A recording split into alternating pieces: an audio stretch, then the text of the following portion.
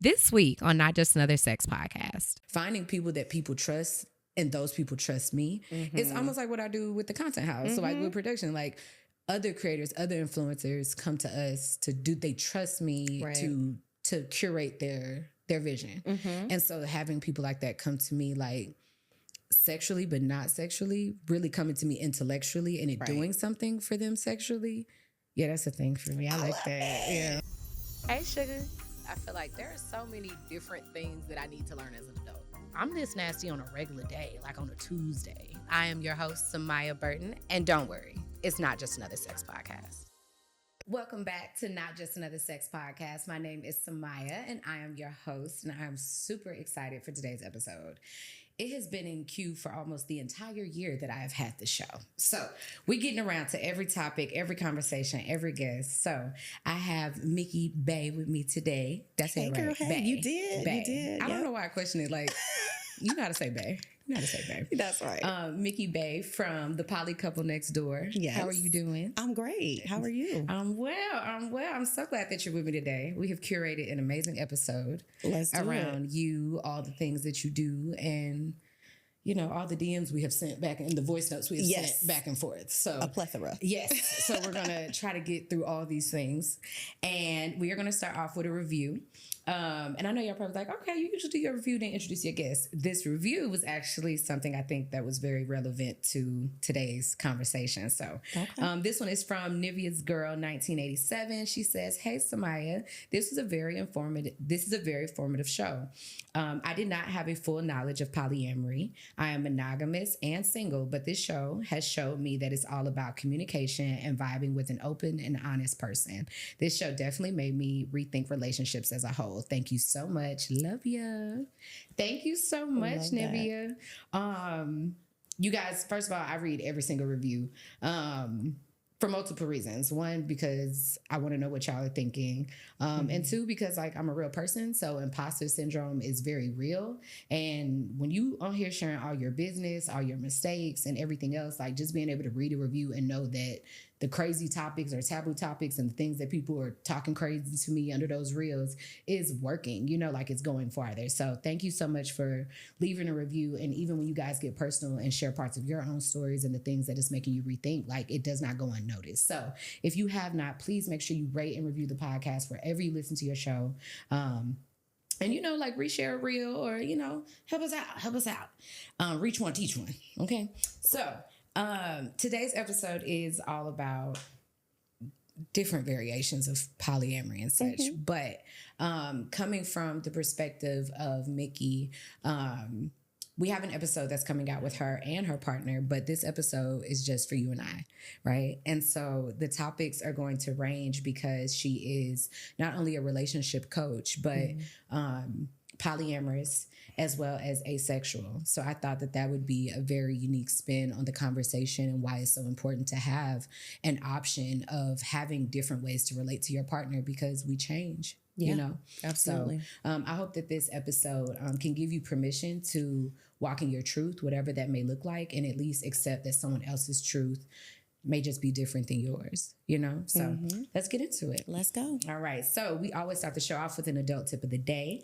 Sometimes it's like my therapist says, or like, oh, here's a life hack. But basically because one day we look up and we're the adults in the room and we're the ones that are expected to like know the stuff or know the things. Do you know CPR if I was to pass out right now? Like, you know it, but it's like, do I really know it? Like, don't make me test it out. Right.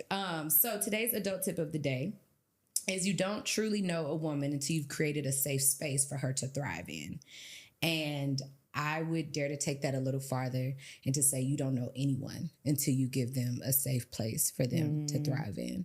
And I think that this was very fitting because a lot of people always ask, how did you get to this point of being polyamorous? Especially like I'm single now, but when you're in a relationship and your relationship didn't start off as a polyamorous relationship, the first question I know I've always been asked in the past and everything is just, how did you get here? Like, if you're not creating a safe place for your partner or anyone to thrive in, then they're never going to tell you the truth, whether that's their desires or the things that they aren't satisfied by or the things that they're curious about, or really just all the versions of them. They can't even voice that with you. But, you know, I would love to hear what I you would have to even say. add to that, safety has to be created in self first. And so before I can feel safe with my partner, I have to recognize what safety feels like inside of my body, which so many of us, especially Black women, have a hard time feeling safe inside of our bodies for various reasons. Yeah. And so I work on providing safety, emotional safety for myself, and then extending that to my partner. And do you think that's more like extending them the opportunity to add to it? Well, if I'm already feeling safe inside of myself, then it's easier for them to create a safe container because I'm not showing up from a deficit. I'm showing up. Love that. Hello, I'm showing up already having a layer of safety inside of myself.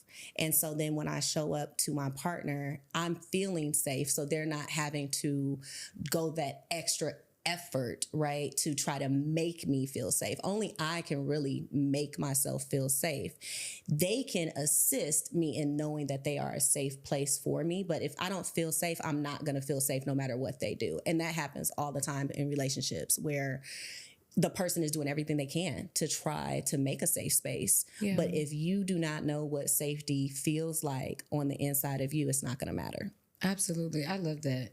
I think that I think it also gives space for your partner to be honest about how they feel without you taking it personal or think that they're trying to not agree with you or not accept you or anything. If you are feeling safe within, then you don't need the validation, I guess, from them. Exactly. And then they can say, you know, hey, that makes me a little jealous, or hey, that makes me insecure, or I don't like this idea. And you can sit with that and let them feel that without trying to talk them out of it, but being able to come from a space like, I understand that. I can feel that. Like, thank you for at least telling me how you feel about my truth. So now we're working at least with honesty, right? Exactly. And I think to that point, I think sometimes when we say create a safe space, people think it's saying literally, I'm a safe space. Yeah. And it's not that. It's really in actions. Like maybe someone does need to hear you're a safe space. But to your point, if I'm going to bring my vulnerabilities to you, it's about how you're responding to me being my truest vulnerable self. Yeah. And that is going to be what lets me know if you're a safe person for me or not. I mean, and this happens all the times in like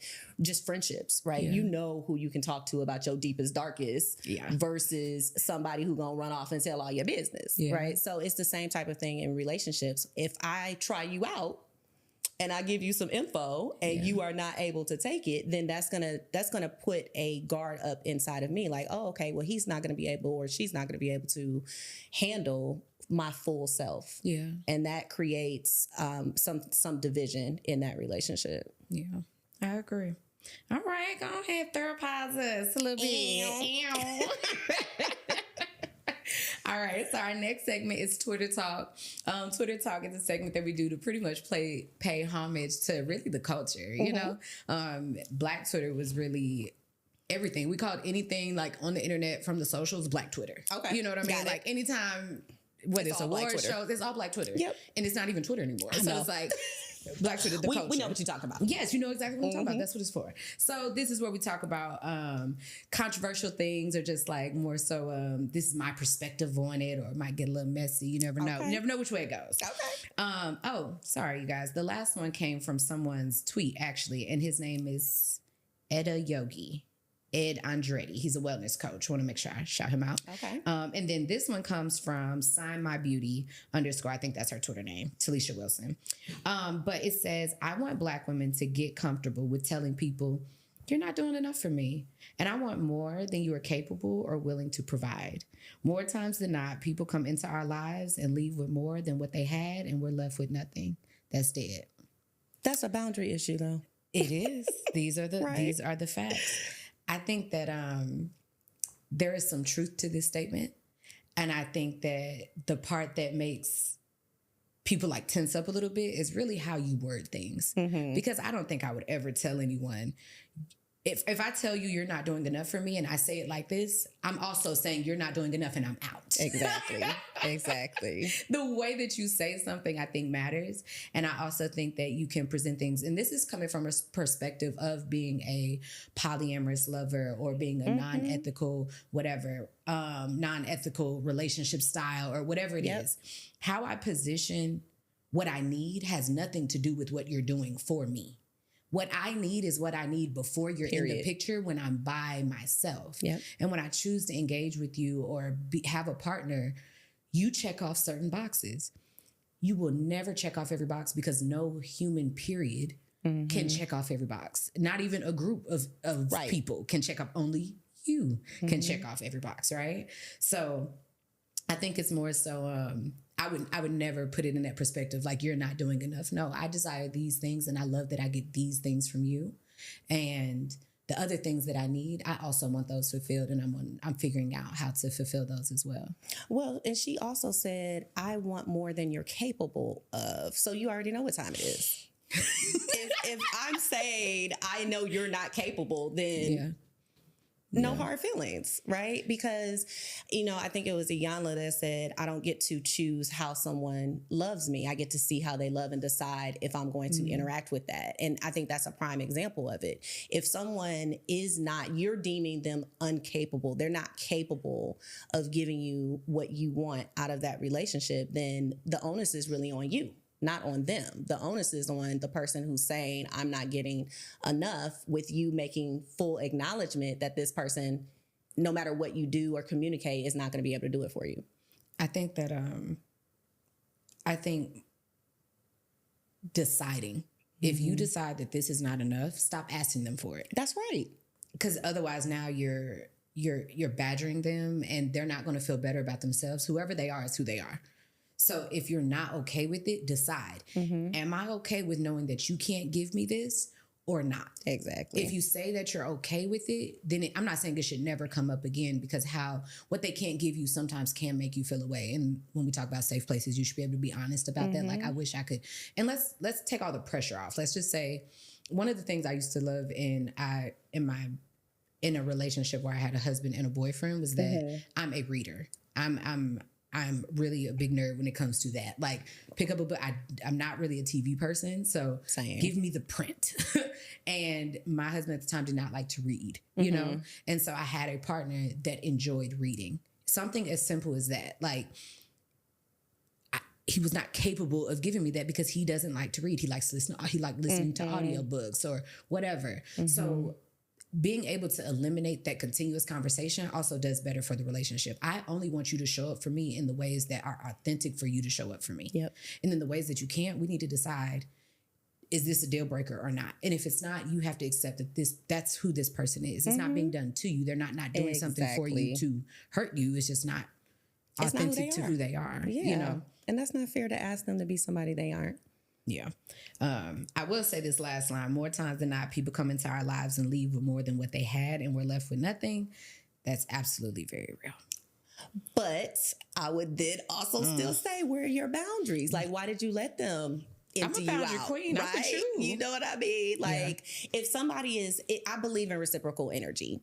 Right. So at the point that I feel I'm not getting reciprocal energy, I'm going to stop there, like before you deplete me. Yeah. Right. Because if you're putting in more and not getting what you want out of it. So, to me, that last line is really all about being able to enforce your own boundaries with that. Absolutely. And also, you guys, she's coming from a place of wisdom. She got some. She got a real relationship under her belt. I do. Real kids under her belt.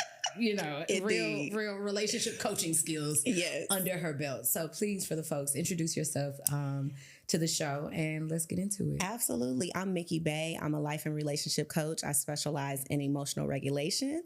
I have been married for almost 8 years and polyamorous for 3.5. We have 3 kids, 2 in college, and 1 toddler. Starting all the way over. Yes. So I found you from Korea. Okay. Yes. So I found you from Korea. You were on her show. And I don't know who reached out, but at some point we were like, hey, let's, try to, interact with each other, figure out where we have alignment. I would love to bring you on the show. And here we are almost a year later. So very excited to have you. Of course, let's just jump right into it.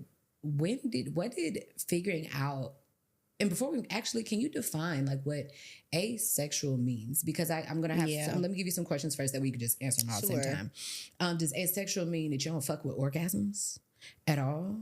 Does it mean that you used to? Does it mean that you never did? Could it be both? What's your particular one? You know all Yes, the general questions. I got it. All right.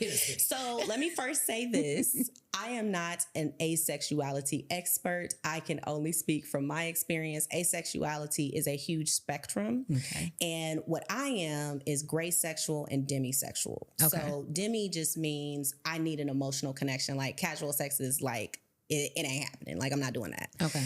Because it does nothing for me. So I have to have an emotional connection to the person to even like think about having a physical connection with them. Okay. And then the gray sexual means that my attraction as well as my desire ebbs and flows. And I cannot control that. So there are periods where I might be like, I'm ready to go anytime, any place. And then there might be times where I'm like, I'm out completely 100%. Like, I don't want to be touched. I don't want to think about it. I don't any of that. Okay, so what does that time frame look like? Because are we talking? Because a lot of women, and I'm going to ask some more specific questions, just because there are a lot of women that are, and maybe men too, that are battling with their libido. Yeah, and they're not sure: is it the libido? Is it the partner? Is this normal? Sure. Like how and then also, is this a partner thing? Like I'm with the wrong person, or is this a me thing? This is how I am. And so trying to figure that out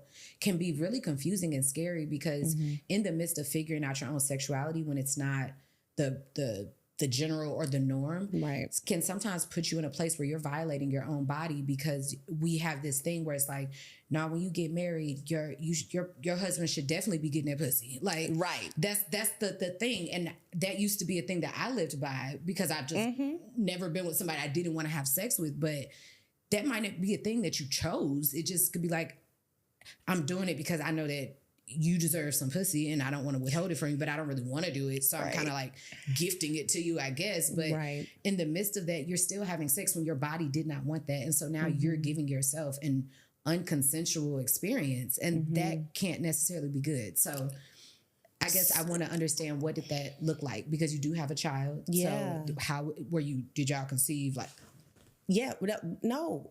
I was not even aware of my sexuality at that time. And so let me back up to the first part with the libido. Okay. So my asexuality is not the same as having like a low libido. Okay. So low libido, you could be any sexuality, right? You can be gay, straight, bi, pan, whatever, right? It doesn't matter.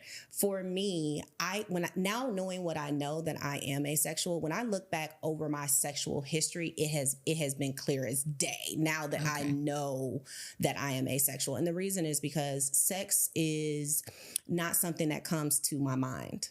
It is not something, and I figured this out from listening to my girlfriends who are like all day, every day at work thinking about it. I'm like, damn, is this really what y'all are? This is what's happening in people's brains? And I have always been tormented by this. Like, I knew something was not exactly right. As far as my sexuality, I wasn't sure. I was like, well, maybe I'm just gay. Maybe I don't know, because I always had an issue having sex frequently. I had many years of celibacy that I didn't even notice in my 20s. Wow. That is not typical, right? Okay. Most of my relationships when I was in my 20s and early 30s were long distance. So I had time to prepare my mind for the sex that I was going to have for a weekend or a week, right? And then I go back home and I'm back to not having sex until I see my partner again. When I got married and homeboy is tapping me on my shoulder every 2-3 days, I'm like, oh no, this is not the ghetto. This is the ghetto. This is the ghetto. I was like, oh Lord. And I am very traditional. I was very traditional when I first got married. Let me say that. So I definitely grew up with please your man. If he tap you on the shoulder, you roll over, that whole thing. And after I had my son, not only was I already having these feelings about my sexuality, but I had postpartum.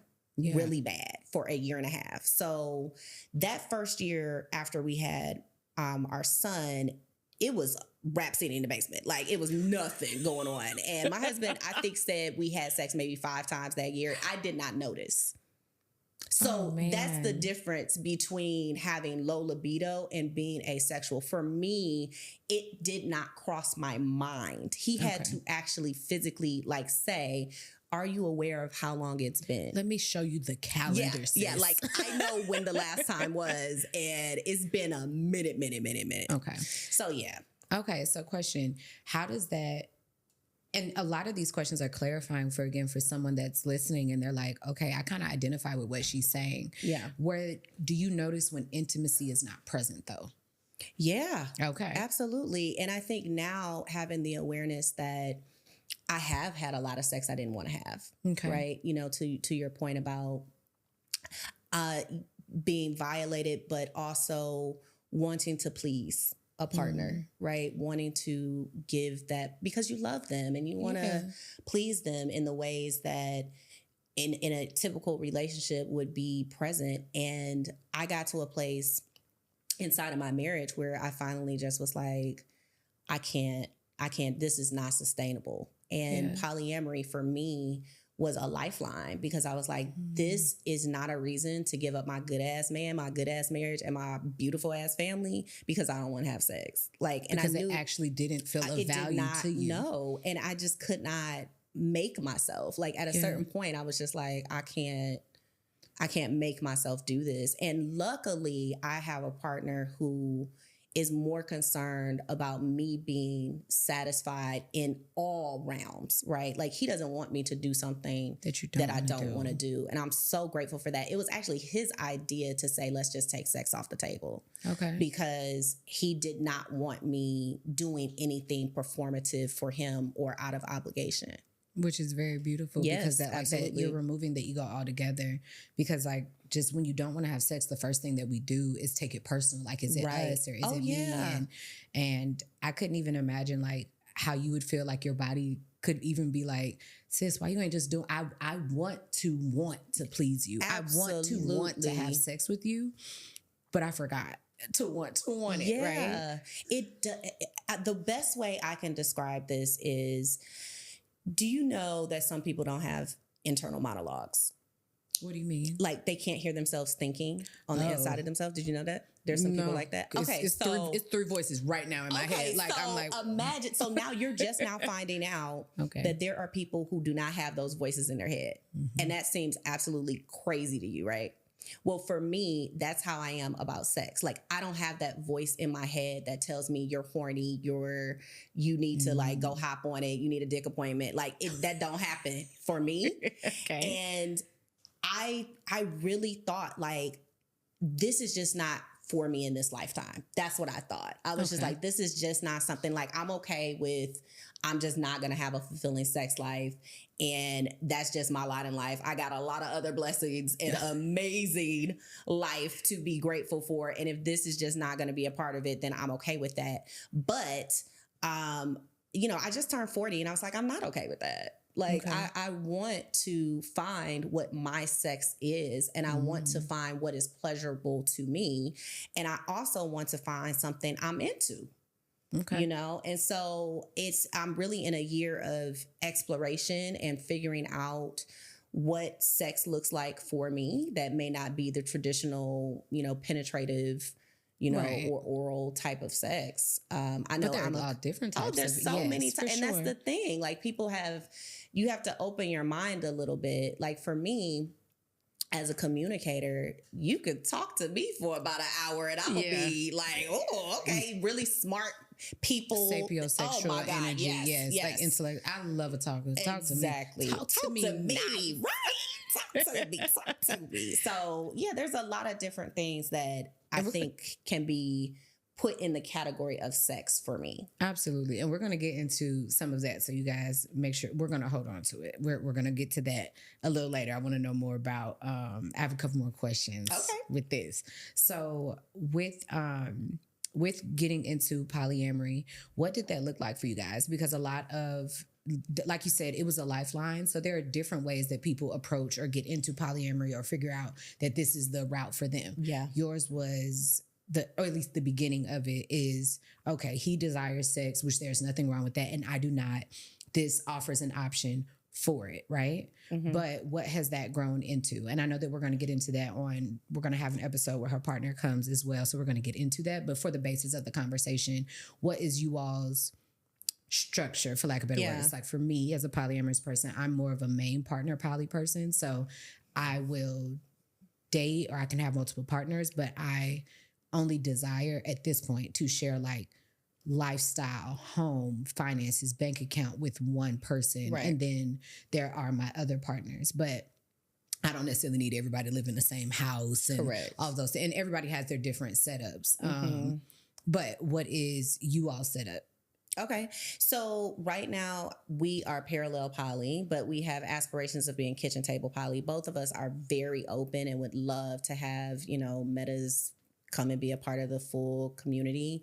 It just has not happened organically as of yet, which we're both fine with because, it's hard to take a seat away from the table once you've brought somebody in, right? For sure. And before you continue, just can you define or give us an example of like parallel poly and so that way we just make sure that everybody's on the same page. For sure. So parallel poly means he dates and I date separately. So we're not dating together. We're also not commingling like our dates and stuff like that. So he's just having like a regular dating life on that side, and I'm having a regular dating life like over here. And then kitchen table poly, like our aspiration is really to have everybody be cool with everybody, come to the house, chill, like be a part of our real community, not necessarily living together, but just like the openness of everyone is welcome. And that just has not happened organically as of yet. Yeah, it's hard to find. It is. Yeah, but we aspire to that. And I think both of us are really open to how this can morph in the future. Like, we don't know if one of us will want another spouse one day, or now we only want to be nested together and sharing finances and raising kids and all that kind of stuff together because that was already in place before we became poly. Yeah. But if that were to change, if either of us wanted to be nested with someone else, I think it's all on the table. It's all about a conversation and figuring out like what works for us and what works for raising our son at this point. Right. So when it comes to your expertise in like mood regulation, what is some advice that you have for anyone, period, when it comes to dating? Because the fact that that's something that you study and something that you do makes you uniquely qualified to go into something so against the grain or non-traditional and really brings that level of normalcy to something that's so different, right? And I think that's really the part. A lot of people are like, how do you do this? How do you do this?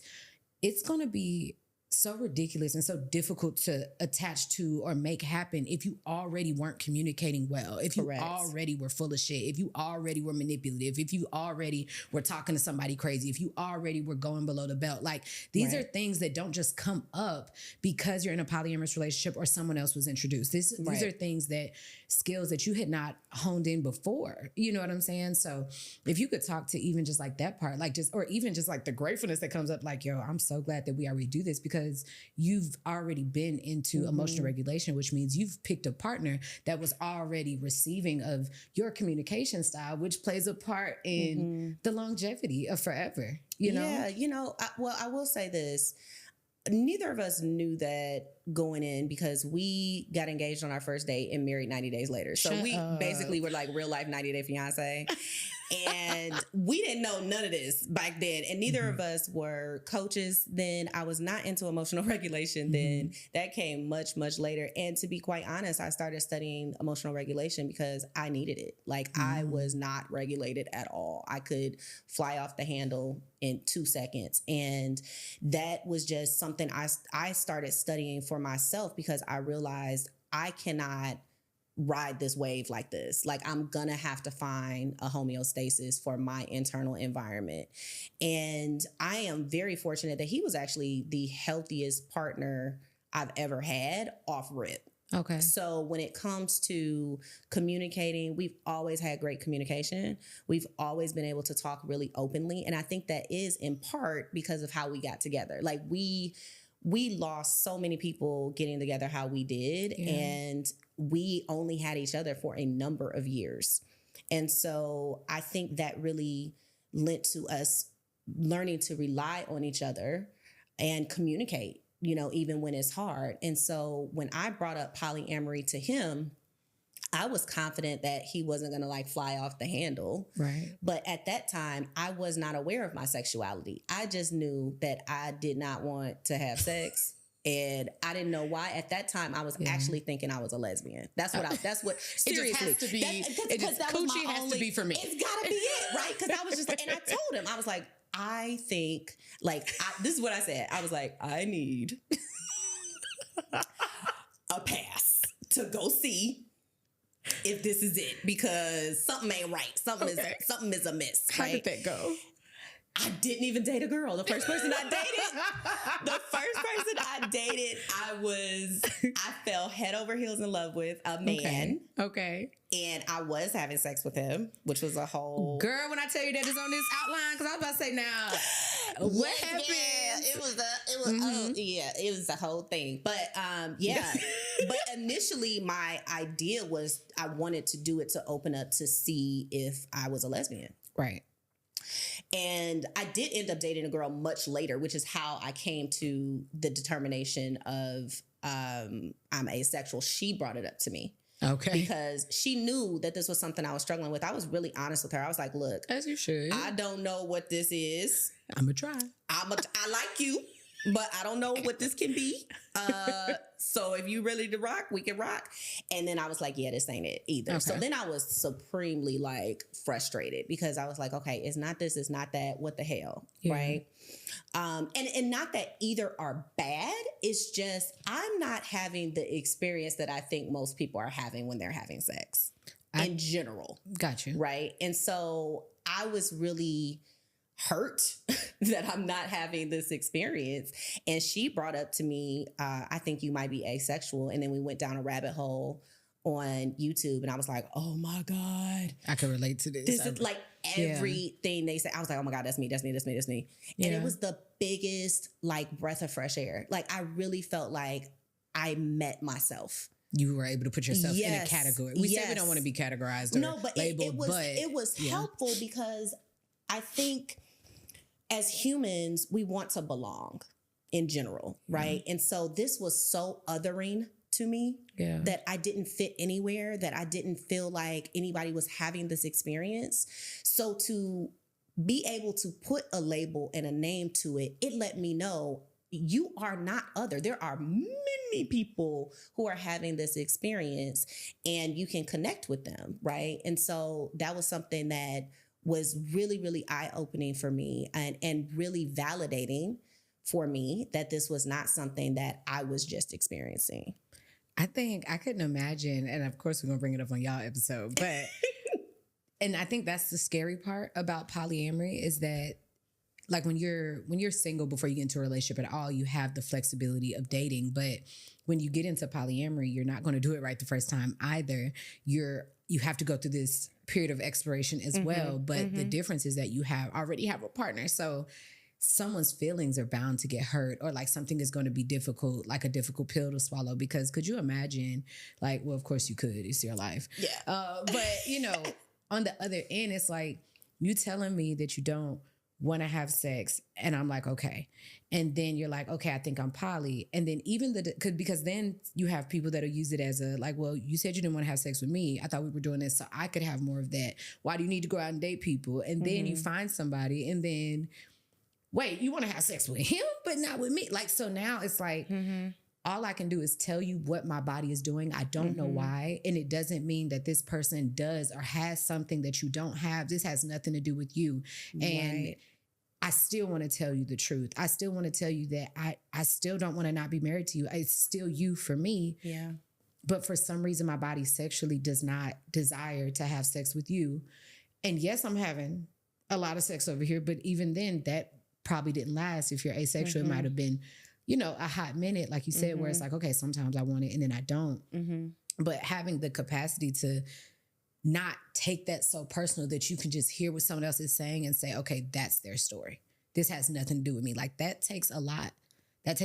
So like, what tools do you attribute you guys like getting through that? Like, or do you think that this is my person. I don't know if I could have done that with anybody else. Like, what do you think? So that's really a Raheem question because, we'll definitely get to that tomorrow. But I would say from my side, I haven't always been as empathetic to him for the experience that he is having. And not because I didn't want to be, but I didn't know to be. We were figuring this out, literally like building a plane and flying it at the same time. And I was 38. I'm 40 now. I was 38 before I figured this out about myself. Yeah. And so my priority was really to figure out for me. Right. And he expressed to me how difficult it has been for him to have a wife who he knows loves him, but does not want to be physical with him. And his love language and the way he receives love is through physical touch. Yeah. And so it is an ongoing trial and error for us to find ways to still have intimacy in our relationship that are maybe non-sexual, right? We have tried a number of different things that have helped to still keep that intimate fire burning between us because we're not roommates. He's my husband in every sense of the word, right? He is the father of my child. Like we do everything together. He's my best friend. I have no desire to disrupt what we have going on, but I have to be true to myself first. And to me, what polyamory gave me first and foremost was agency. And I think as a woman, I needed the permission, give myself permission to say, even as a married woman, I still have autonomy and agency over my body. And that was not something that was taught to me. Yeah, that's very new. That's very new. And so without polyamory, I don't think I ever would have gotten to that as just a monogamous woman, and I would have been suffering. Yeah, because actually, even with the partner, it actually helps ground you to be sure about where you are. Because when you're single, you think there's no independent variable there. And it's like with the partner, you're like, oh, I still feel this way, even though I love you and don't want to be with anybody else. And where do you think you're going? Like, no, like you is my man, my man, my man. My man, my man. Okay. Well, I would love to transition into you guys relating intimately, at least from your perspective, because and this is where the sex tip of the day comes in. The sex tip of the day is to pay homage to my career in sexual education. So I'm a hands-on sexual educator, and I am a sapiosexual, and my love language is not physical touch. A lot of people would assume that it is, but I actually hate being touched unless it's like in an intimate way. So when I let someone touch me, it means a lot. It means I actually feel safe. So when other people, I can love them and still don't want someone to touch me. So it's a weird thing, but once I'm there, like it's usually pretty good. So, but I have found that being aroused can mean so many different things. I do have a question for you. Does arousal equate to wetness and like a sexual response from your body, or is it more like internally, like mentally, I'm more turned on, or more like a tantra full body, like, you get the tingles, like little feels, So what does arousal feel like for you? Throb, a little throb. She got that. Yeah, I get that. Okay. But, I would say that there are X factors in that happening. Okay. And so it's not just like, I'll give you an example. You know how you're watching a movie or something and there might be like an explicit sex scene. Okay. My brain goes to, this is unnecessary. Oh. Like, why? This is not moving the story along. Like, to know these details. I don't understand why I'm being subjected to this. So that does not make me throb. Okay. Right? Whereas other people could see that and be like, oh, okay. It doesn't do that to me. For me to be turned on, there are so many things that have to come together in like perfect harmony and symphony. Okay. And that is the hard thing to explain to a partner because it has nothing to do with how attractive you are. I feel it has nothing to do with how attractive I think you are. It really, because my husband is fine. He is fine. Okay, he's fine. He's fine. It still doesn't equate to that, right? And so, it's hard to explain to people, but yes, I can get aroused. Okay. So one of the things I love is BDSM because a lot of people think that it's a sexual act, and it's not. It's a thing that's not sexual, but more of an exchange of energy, power, and thoughts and things like that, that in return actually can provide a sexual like stimulus, you know?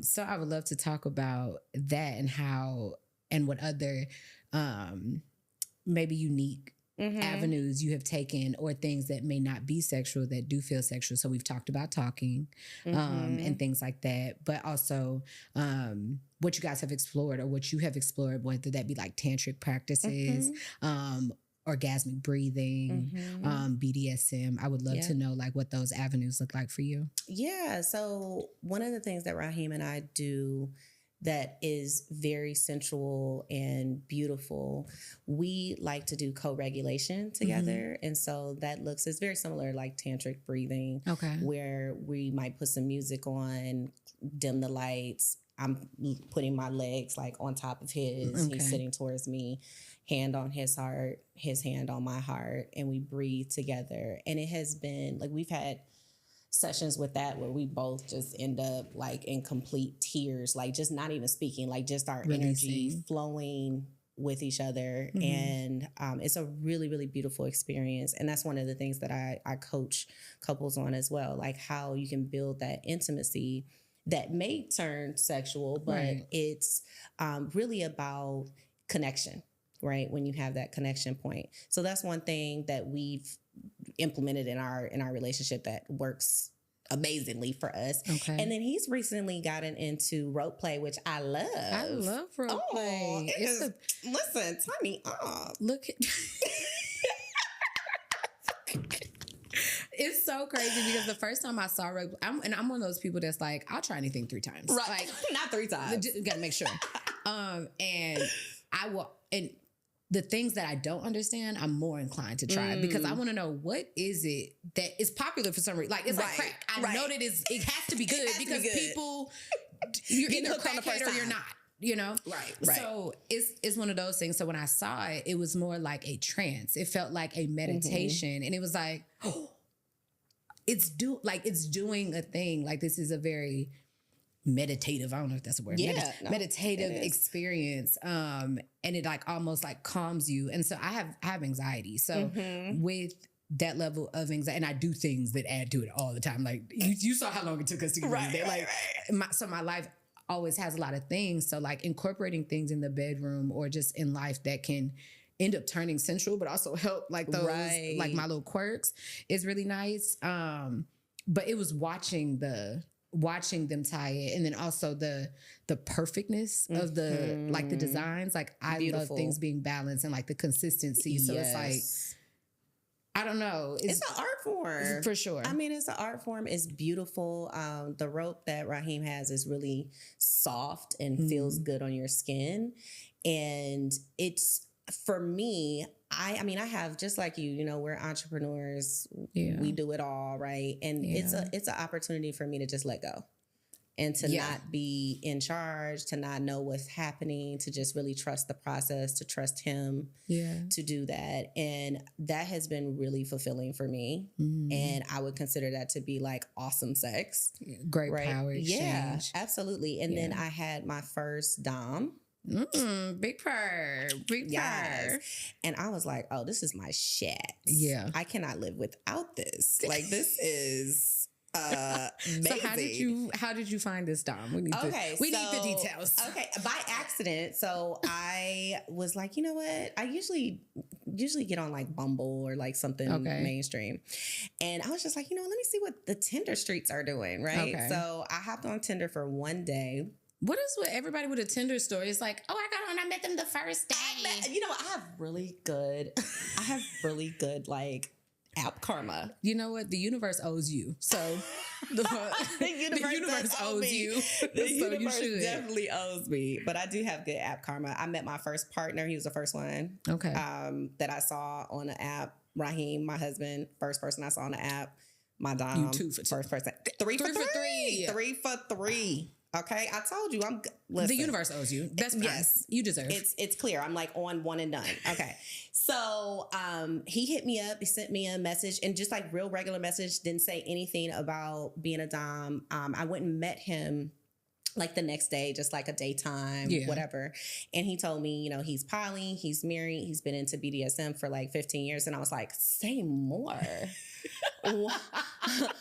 You know what to do.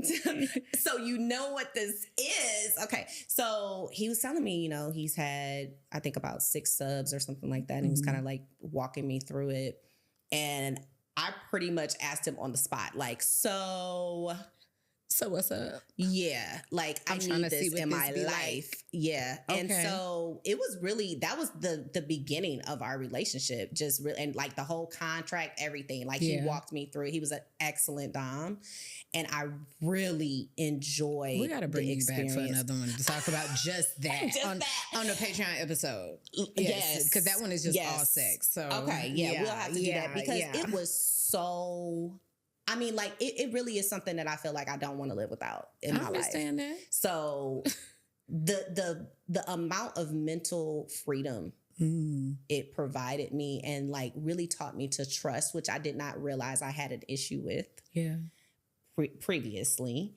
And that relationship has since turned from him being my dom to he's just my man now. My man. I love that. My man. So... I love that for you. Yeah, I do too. I love it for me too. So so on my list, I have BDSM on there. Yeah. I have tantric practices. So you do 2 out of 2 of those. My other one, are you a voyeur of any kind? You know what? It doesn't do anything for me. You mentioned the movie thing. I wasn't sure. So no, I am not a voyeur. My first partner was really into like sex clubs and group sex and stuff like that. And I would go with him, but I never played. It just doesn't, literally live sex does nothing for me. It just...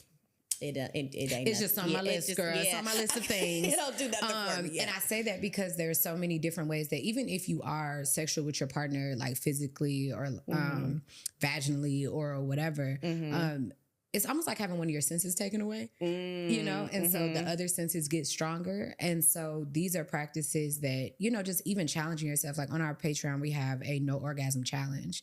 And then there's like, it's like 30 days and it's other things that are in place. And it's like, try this and try that. And what it does is help you to not overlean on this thing. So like there are definitely, and I'm not going to say I'm envious. That's a strong word. I'm going to say I admire the fact that you readily have, you're always concentrated on other tools. So like you can't afford to not think about the other ways to pour into your life intimately versus if you can have sex, it can be so easy to get consumed in that. And so you're having the sex, but you're not even fulfilled because you really need more of these things. And so for you, you have to swim in something different to make sure you get that fulfillment. But a lot of people skip the fulfillment because they can have sex. And they don't, like a lot of people don't realize you're not. And when you say like things have to come together in perfect harmony, I do understand that because like I only like great sex. If it's not great, I just... What we doing? I don't understand why. And a lot of times, if it's not... There are more times than not that it can be great and not be ecstasy. And I'm a big person for ecstasy. See, now I'm jealous. What the hell is this ecstasy you experiencing? What the hell? See, that's what I'm saying. I'm missing out on something. I do feel like it's a... You know how you can feel like you have like multiple personalities? Like there is a part of me that has this sense of nothing else exists when I'm in my pleasure, you know? And so being all of me, which is like intellectual and being able to bounce the different sexual parts of me off of another person and they're able to catch it and commit to it like real quick and really have like sexual synergy, you know what I mean? On top of the other, like you're not a terrible human shit. Like that's ecstasy. But a lot of times it's never both. You know what I mean? It's never both. They're either like a shitty person and then that shit be busted. or you know, Right. or you know, or either it's like it's bomb sex, but you poly, so I really ain't fucking with it. Like it's so many different things. Like me being all of me and being accepted sexually is very rare. Having good sex is not necessarily rare. Finding a good person is not necessarily rare. Finding a good person with great sex that is okay with the fact that I am polyamorous and really there to support me because I'm all of me, that is ecstasy. And so that's very, very rare, you know, or either it's short lived because you can be in alignment with all those things, but then time will tell that, okay, we're really on different paths. And so it was only for a small amount of time. Right. So it's definitely a difficult thing, but I will say I'm definitely going to reach out to you about your Dom partner because I really am thinking about going through like some formal training because I have a desire. I have a desire like to be trusted. You know, I have a desire to be trusted. And I think I have a thing for being able to see people and it just doesn't bother me. Like whatever you have going on doesn't bother. Like it could be weird and I might make a face or it might be awkward, but like I'm weird and awkward. Like, Right. you know, like it's I can okay. take this. It's like, Yeah. okay, I get it. Like I like the inner workings of people and I think that people deserve to receive that. And so I really would love to put myself in a space of like, coaching people on how to get to where they want to go in life through being a dom for someone. Like almost like a words of affirmation dom, like a pleasure dom type thing, yeah. but only for boss ass people. Like for people that can rarely find somebody that can do what they do. Like when you're already a boss ass woman, it's very difficult to find a dom because it's like my dick bigger than yours. Exactly. So, you know, but being able to do that for men and women, I think finding people that people trust and those people trust me, it's almost like what I do with the content house. So like with production, like other creators, other influencers come to us they trust me to curate their vision. And so having people like that come to me like sexually, but not sexually, really coming to me intellectually and it doing something for them sexually. Yeah, that's a thing for me. I like that. Yeah. I can totally see it. Yeah. I just think I have different personalities and I really want to be able to like commit to different ones at different times. Like just because shit, why not? Yeah. Why not? Before we move on, I do not want to know, do you masturbate? Not often. It hurts me. No judgment, but it hurts let me take you back to why, right? Okay, like tell me why. I'll put it to you like this. Well, if you don't like it, of course, we don't want you to do it's nothing not you don't that like. I don't like it. Okay. The idea doesn't come to me. You want me to text you and remind you? I'll be like, you know what? Tell Mikki to rub that thing. Have you ever had an orgasm? Yes. Okay. Yes. And how does it feel? It feels great. So whenever you remember, it does feel good. Yes. Okay. And I can do it in like 2 minutes flat. She said, and I got it down pat when I do got it. Okay. You know what? Because it's not a need for me. Orgasm just isn't a need. It is not. It is not. And I get that sounds. I know. It don't feel like nothing. You know what it is? I'm trying to see it within myself, and myself is like, bitch, please. Like, pay attention to the conversation. Like, whatever. That's her story. Yeah. And I think that's the thing that really separates me from a sexuality perspective, right? It's not that I can't orgasm or that it doesn't feel good, but even the fact that I know that it feels good, it still doesn't trigger in me. No, I'm not. If I have time alone, I'm going to go to sleep. That is my pleasure. Orgasm. Yes, that is an orgasm for me. I love sleep. I understand. There's nothing wrong with that at all. My face is more the theatrics more than anything. Always just thinking it for somewhere else. But you know what it is? You do have very sensual energy to you. So it's we're all different. We're all different. We're all different. I really can't say that enough. Like we're all different. It's just more so just finding more people and interacting with more people and figuring out, oh, that's how you work. Oh, okay, I'm like this. And that's just fine. I have one of my good friends, very, very good friend of mine, masturbates multiple times a day. I feel like, are you talking about me? Yes. I was a little late coming down here the first time because I was like, oh, hold on, it's gonna be a long night. We gotta work. Let me rub. I mean, to the point, literally, like, oh, sorry, my bad.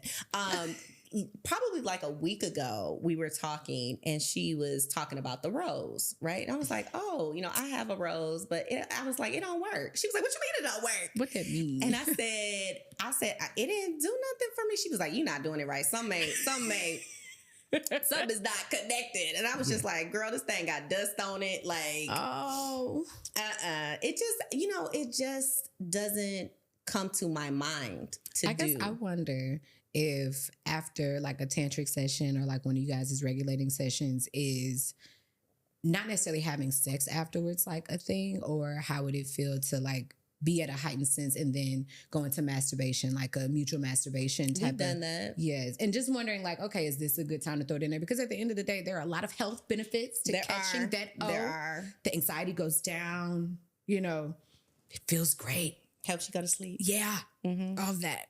Drugs do the same thing too. Little weeds. That's true. That's little true. Weeds, but I'm all for that. It just doesn't come to my mind. I hear you. I'm not trying to convince you. It's more for me.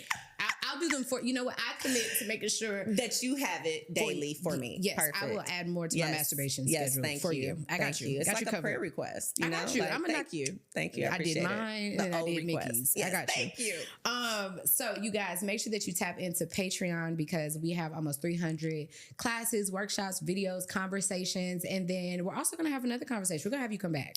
Okay. Love and it. we will talk more about this rope and these BDSM, all these things. But there is Just Another Sex Podcast, which is the bonus episode of this show, as well as Boats and Hoes, which is a bonus episode of this show. We do all kinds of stuff on there. I just get tired of being censored on the internet. And so it's like only so much. And then I go on tangents and different conversations and different sexual things. And I don't want this show. This show is not just another sex podcast. So it comes up, but it always intertwines with other things. So over there, it's just more of a get down to it. Yeah, acting a fool, cutting up a little bit. Just a little bit. So make sure you guys click the link below for that. And before we let you up out of here. Okay. We have the spiritual tip of the day.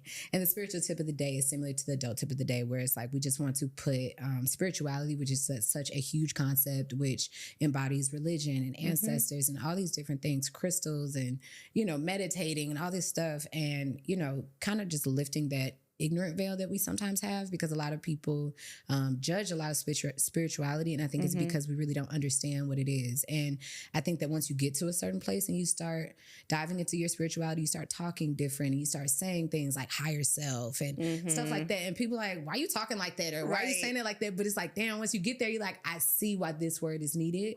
And so I think that it's really one of my favorite segments, because we just break down little things that people might hear or something that they can go find, and then they're able to uncover a little bit more about them and just helping people with their spiritual journey. So a little tidbit.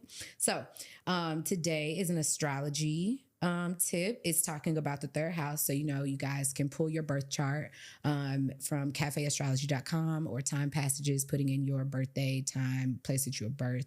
And it pulls all this shit, right?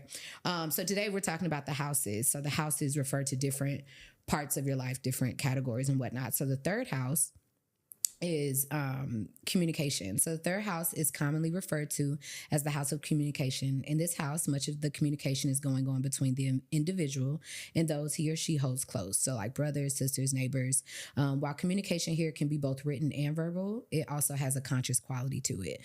Think about kindred spirits and mental connections. So my third house is in Virgo. So I'm just going to give you guys a little bit of that. Like, I know we don't know each other all the way, but you guys are my podcast friends. And so y'all know when I be doing shit, y'all be like, yes, my hella do that, So I am, what am I? I'm a Libra in third house. Okay. So it's making people, these are people that express ideas gracefully. Natives with this placement love making new friends and are usually correct with people in their surroundings. When it comes to traveling, they want luxury. In case they're writers, they want to collaborate with someone to work with. They're able to express their ideas in the most accurate manner. They want their relationships with others to be honest, fair, and courteous. Negatives, they are impatient. My word. Advice: be patient with love and don't rush into any relationship that doesn't feel right. That's real. I can say that probably has a lot of truth to it. I'm super impatient, and I'm very honest I say, but it's never intended to hurt. I just really don't. I think that it's more hurtful to lie to somebody. I think it is so much more hurtful to lie to somebody because they're building their truth off of that because you didn't want to hurt their feelings. It's like you don't have to be rude as shit to tell them the truth. Right. But that's that. But you guys can look that up to see like how you communicate. It gives you an idea of how you communicate. And what I noticed is that like Libra is an air sign. And I definitely communicate like that because I can tell you something that's disrespectful as fuck. And it'd be like, that was so nice though. Right. Because I don't want to hurt anybody's feelings. And so I could see that, not wanting to really pick a side. It's like, I want to tell you, but I'm not trying to be hurtful with it. And then we talked about yours because you're a Capricorn rising. So if we account, that makes you a Pisces in your third house, which is like older, way more mature. It's the last sign of the zodiac. So it would be the oldest, most mature. And I think that probably shows up because one, look at your career field now and also like what your relationship represents. You know, polyamorous is one of the most, you cannot be poly or have a non-ethical or have an ethical non-monogamous relationship without communication. You can't. And so your chart says that you are very mature in that area. Hey. So love that for you. Yes. Well, of course, thank you so much for coming on today. I'm just so glad that we had a chance to talk and I'm excited to just meet new people in this community. And I'm so grateful for you telling your story because I think that the one thing that people deserve to feel is sexually accepted. You know, like we already want to be accepted anyway, but most of us don't even accept ourselves sexually. So just to, and we're still figuring it out. So much is still so new. It's so much that women are just not even being allowed to talk about. And like, we're really getting out there and owning our truth. And so you telling your truth, even though it might be different or unique, is someone else's truth. And that can really make them feel seen or give them the answers so they can stop trying to force themselves. So I definitely want to just give you your flowers for that because it's really needed. And, you know, I love the fact that you were just really swimming in finding the right thing for you, you know? So, please let everybody know where they can find you and how we can support you. And well, thank you so much. And that is why I am so open about this, because if there is even one person who sees my story and it resonates with them, that's enough for me.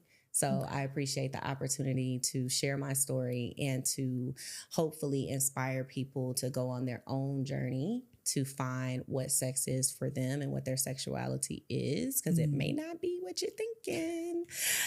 But you can find me at Get Mikki Bey on all platforms. My website is getmikkibey.com. And then I am one half of the Poly Couple Next Door. You can find us at the Poly Couple Next Door on IG, as well as our website is the Poly Couple Next Door. Okay. And you guys look out because they are doing a joint episode. So we will get to talk to both of you guys and, you know, see your fine man, you know, for the folks so y'all can see the proof. Okay. And so I'm super excited about that conversation as well. So I will link everything below so you guys have the correct spelling.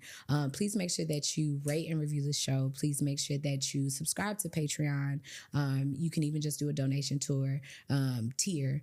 And it is the way that you support me and us in this show. It costs absolutely nothing for you guys to intake the information, be entertained. So if you can support, whether that be by sharing a reel, rating or reviewing, subscribing to the Patreon, you get something for it.